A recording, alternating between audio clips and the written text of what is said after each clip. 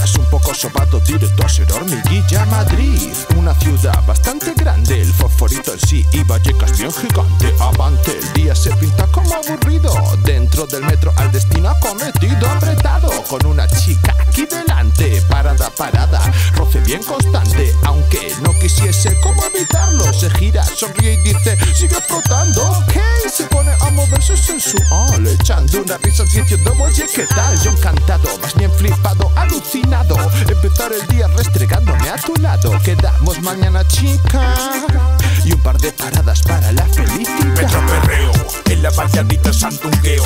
No soy caribeño, pero me gusta el meneo. No creo que esto me salga bien siempre, pero de vez en cuando al currillo bien caliente. Perreo, en la mañanita sandungueo.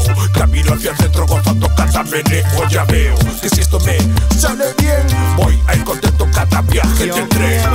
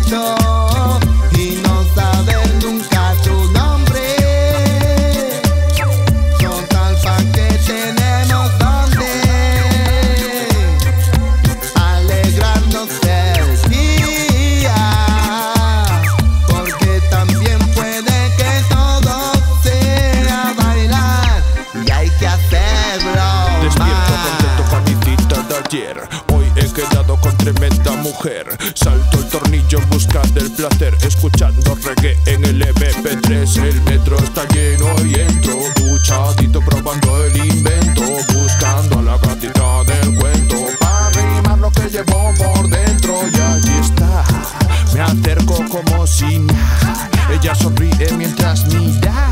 Ahora sí se podrá jugar cada mañana al despertar con una chica en este vagón, y apretaditos muy bien los dos, y cada bache con mucho amor cuando se trata de Metro perreo, en la mañanita sandungueo. No soy caribeño, pero me gusta el meneo. No creo que esto me salga bien siempre, pero de vez en cuando al currillo bien caliente. Perreo, en la mañanita sandungueo. Camino hacia el centro gozando cada meneo. Ya veo que si esto me sale bien, voy a ir contento cada viaje de tren.